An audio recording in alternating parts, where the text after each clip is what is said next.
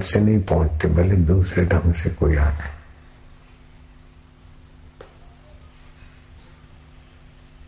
तो जितना जितना इंद्रिय संयम, मनोनिग्रह, बुद्धि परमात्मा में विश्रांति, उतना उतना आदमी हर क्षेत्र में सफल हो जाता है।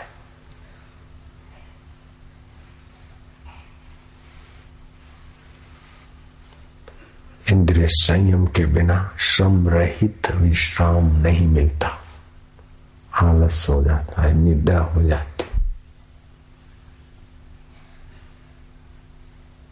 नबी से बैठे विश्राम, मन इधर उधर गया, कुछ न करना, भगवत विश्रांति। भगवत विश्रांति से भगवत सामर्थ्य आता है। भगवत सामर्थ्य आए ऐसी इच्छा से भगवत विश्रांति नहीं मिलेगी।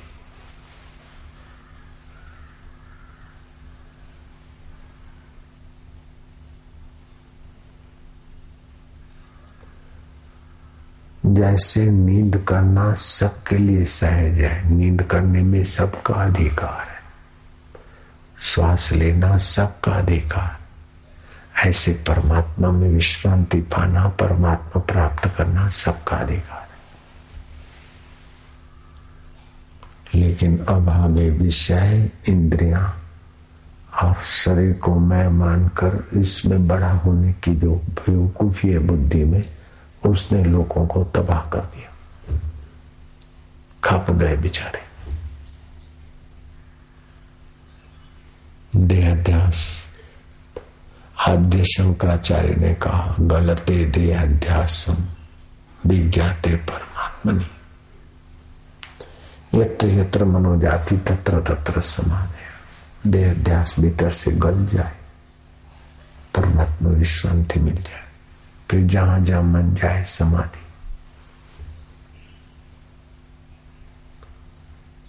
तब तक मन के कहने में नहीं आना चाहिए जब तक ब्रह्मवेता गुरु ने हमको गुणातीत नहीं बनाया।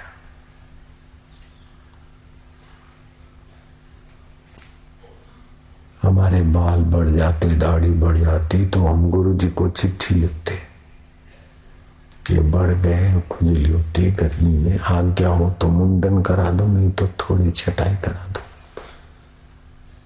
तो गुरु जी चिट्ठी भिजवाते, तब मैं फिर बाल मुंडन की आज्ञा आती तो मुंडन करा था, और थोड़े कम करा लो तो कम करा लेता। अगर मन में आता ऐसे ही करने लग जाता डीसा में, तो डीसा में तो और लोग भी रह रहे हैं, और गुरु जी के तो और लोग भी शिष्य थे, कहने को शिष्य थे लेकिन मन के ही गुलाम थे। हमने कहा ये तो गुलाम के गुलाम बने, इससे तो गुरु का गुलाम बनाओ मन को। मन तो अपना गुलाम है, लेकिन वो मन जो कहे ऐसे ही करने लगे तो गुलाम के ही गुलाम बनते ने। सभी लोग गुलामों के गुलाम है, कोई विरला है भाई का लाल। राज दरबार चल रही थी और मस्त संत आकर सामने, राजा के सामने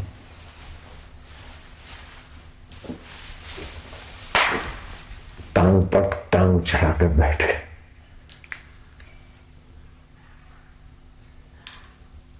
तो राजा को बुरा लगा, लेकिन वो जमाना इतना हलकट नहीं था कि महात्माओं की कोई जल्दी से निंदा कर ले, महात्माओं की अवहेलना कर ले।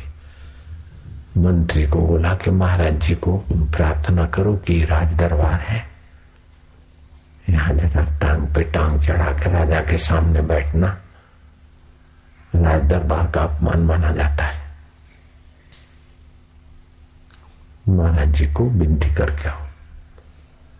तो मंत्री गया, महाराज को बोला, तो महाराज ने कहा राजा से पूछो कि वो गुलाम के कहने में है कि गुलाम उसके कहने में। राजा अगर सचमुच में गुलाम राजा के कहने में है तो सचमुच में राजा है, लेकिन राजा गुलाम के कहने में चलता है तो फिर जरा पूछ क्या हो। राजा भी कितना ईमानदार रहा होगा। महात्मा ने प्रश्न पूछा कि तुम गुलाम के कहने में हो कि गुलाम तुम्हारे कहने में?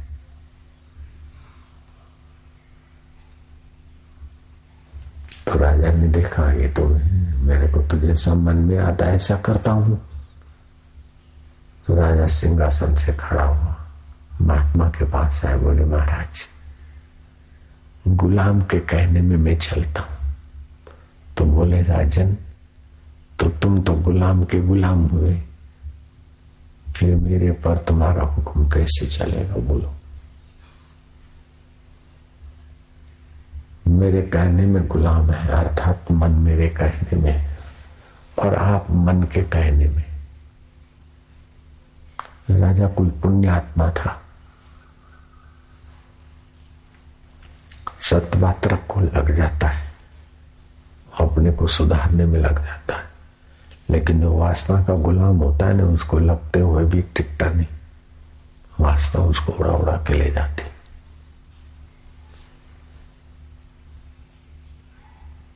राजा ने कहा जब महाराज हम गुलाम हैं तो राज क्या करें? इस सिंहासन पर तो आप ही विराजिए, हम आपके चरणों में, हमें दीक्षा दीजिए और जंगल भेजिए। इंद्रियों को संयत करूंगा, मन को धीरे धीरे लगाम डालने की जो विद्या होगी आपकी,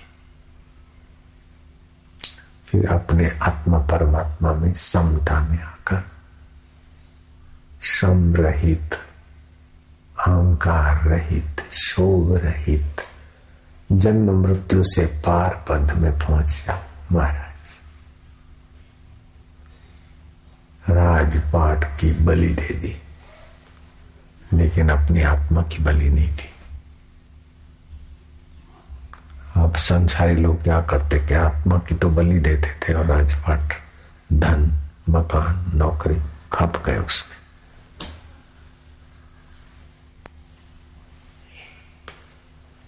जो आत्मा परमात्मा को पाए बिना दूसरी चीजों में लग जाते हैं, वो समझो आत्मा परमात्मा की बलि दे रहे हैं, तो उन्हीं की बलि चढ़ती रहती 84 लाख जन्मों में।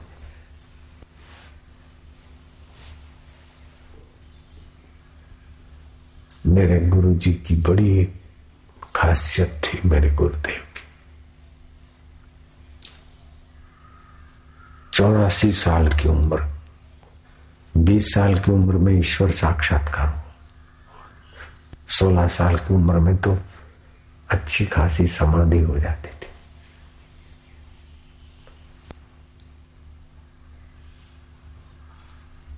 खाली बारदान भर जाए, 15-16 साल की उम्र में तो खाली बारदान भर गए घुटान के, इतना संकल्प बल।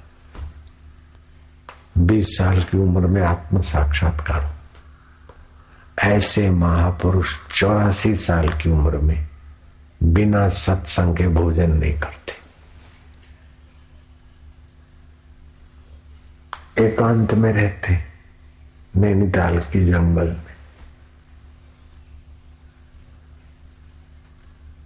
कोई सत्संग सुनने वाला नहीं है तो मेरे को और दूसरे 2 को बुलाएंगे, मैं पढ़ूंगा और गुरु जी सुनेंगे।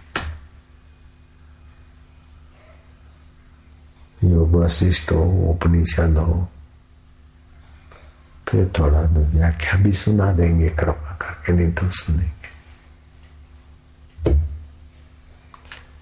जैसे स्नान शरीर को स्वच्छ रखता है, ऐसे सत्संग हमारे मन को स्वच्छ रखने का एक